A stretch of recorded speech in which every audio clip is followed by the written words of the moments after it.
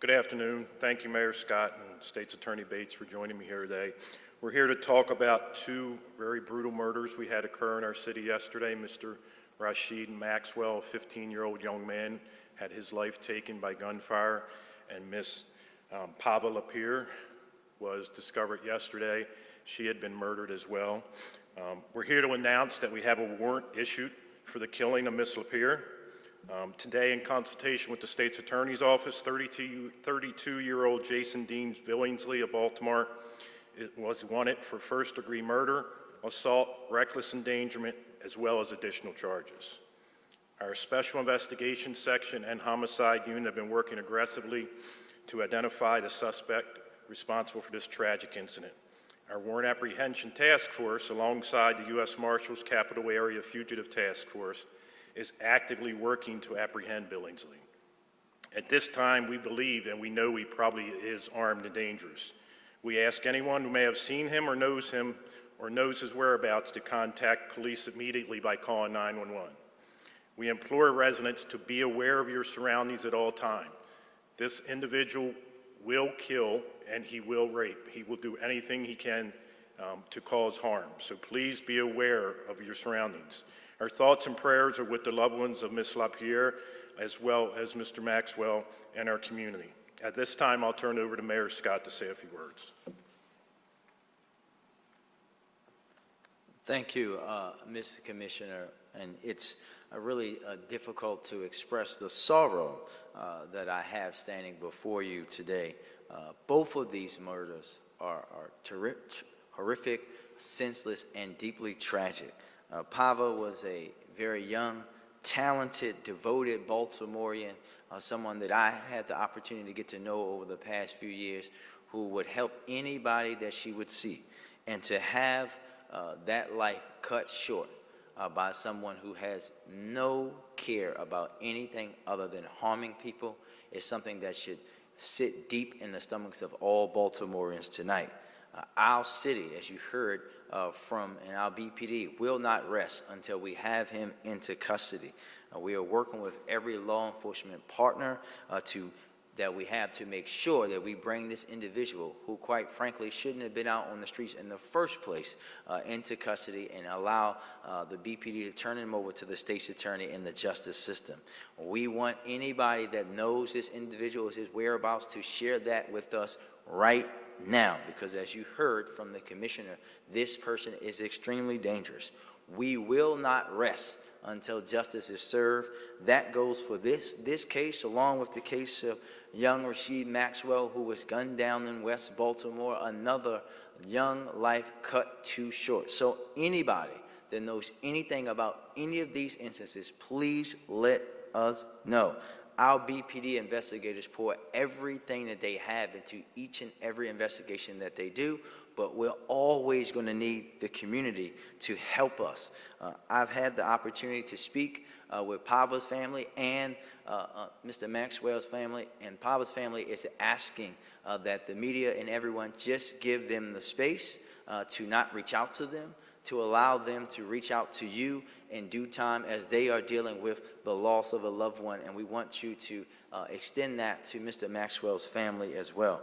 I want to continue to say that these types of tragedies serve as a call to action for all of us to do more for our city, to make sure that we're building the better, safer Baltimore that we all want, demand, and will continue to strive for each and every day. And with that, I'll turn it over to our state's attorney. Thank you. Good afternoon, and thank you, Mayor Scott, for the kind introduction. As you all know, this will be an open and pending case, so there's nothing that I or actually anyone up here can really say and talk about this case. But the facts as they present themselves currently make this imperative for us to be alert and to alert the public about what's going on. It's important that we also understand that the families of the victims need our prayers, need to have the opportunity to be able to grieve. And my thoughts and prayers, and our thoughts and prayers are with them. Our number one goal here is to keep everyone in Baltimore safe. I will always show up and stand with my public safety partners. Our goal is to work together as a team to make sure individuals are held accountable, They were not only they're going to be arrested, but we're looking to prosecute and hold them accountable. At the end of the day, we must work together to put a safer Baltimore for all. Thank you. Now, Commissioner.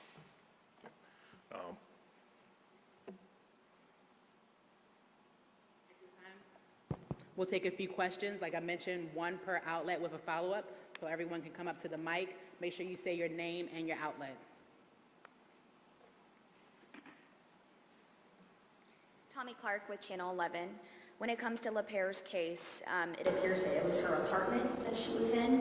Are you able to say at all, was this her business as well where she was? Any descriptors to inform us about what this place was where she was at? It appears it was her apartment, but any other details you can share there?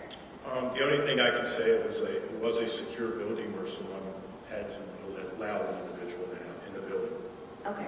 And my one follow-up, I did want to ask, you said that this individual will harm, will rape. Can you say at all what happened in this incident? All we know right now is blunt force trauma.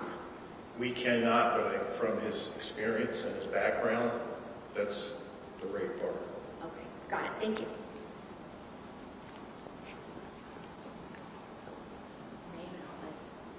Mackenzie Frost from Fox 45. Looking at the timeline of this, I understand that the Pava was reported missing. Can you explain the timeline of when she was reported missing and who may have made that report? We're still investigating that, but she was found not long after she was reported missing from the information I have. And I understand that there's been some confusion about perhaps, did investigators go up to the roof at all during this investigation, or was she found inside her apartment itself? I can't tell you that right now. It's still under investigation.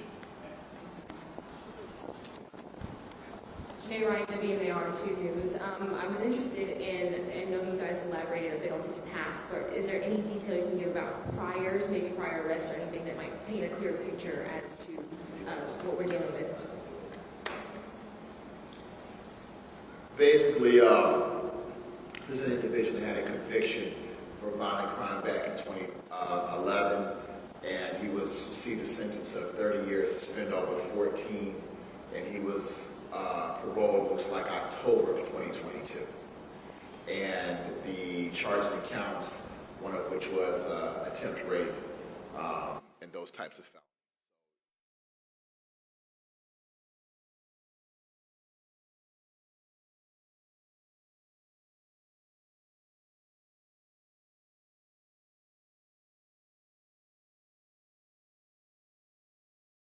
Homicide detectives are working extremely hard with that case, too. It was a brutal murder of a 15-year-old young man. They have some good information, and I'm pretty confident we're going to close that case, too. Okay. Hi, Kelsey with Channel 13.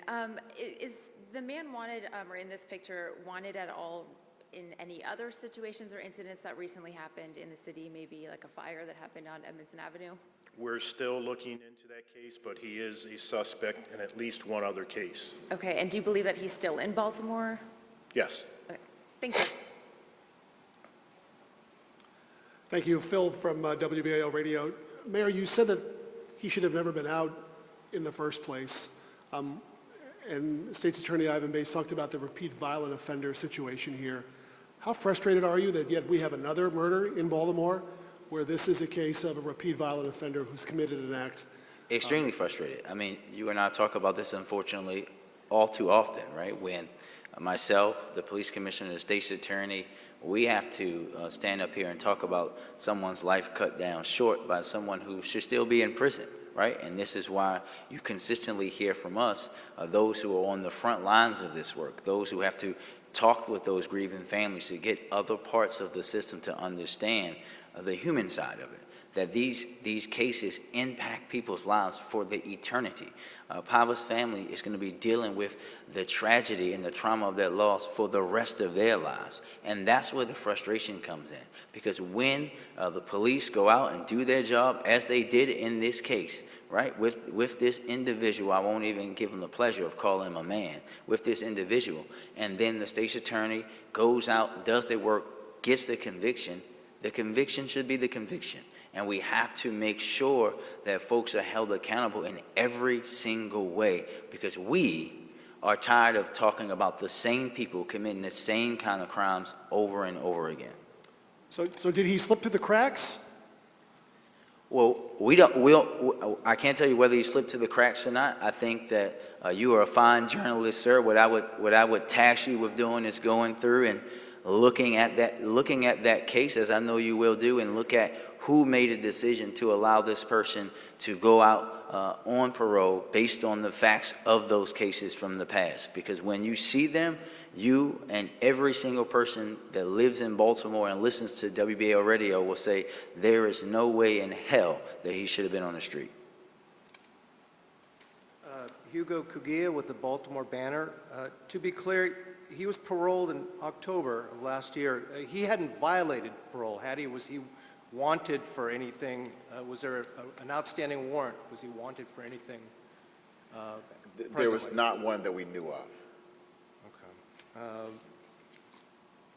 And then I do have a question about the apartment building, to be clear on that, that she was found in her home, at her home?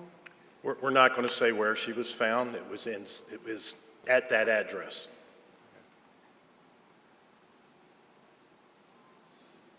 Cassidy Jensen from the Baltimore Sun. You'd earlier said that she was found shortly after the missing persons report was filed. Can you say when that report was filed? I can't really state, but it was within hours. Within hours. Thank you. Yes. Addie Briley. It's okay. I'm sorry. NBC Nightly News. Did the victims at all know the killer? Not that we're aware of. Okay. Do we know if they were targeted for any reason? If what, I'm sorry? They were targeted for any reason? I think that what we have to understand is that doesn't even matter at this point. We have a young woman who had her life taken away, and we have someone that we know cowardly took that life that we're going to find and bring in. That's all that matters. What matters is that we had someone kill another person in a brutal way that we have to get off the streets before it's done again to someone else. That's all that matters today, and that's the only thing that we should be talking about, is how this individual did that and how we're going to bring him in to make sure he doesn't do it to anybody else. Thank you. And before we end, I just have a message for Jason Billingsley. If you're out there watching, hopefully you are, every single police officer in Baltimore City, the state of Maryland, as well as the U.S. Marshals are looking for you. We will find you, so I would ask you to turn yourself in to any officer, any police station, because we will take you into custody eventually, and then we will turn it over to the state's attorney to prosecute you to the fullest. So please turn yourself in. Thank you. Thank you, guys. Yep, we will.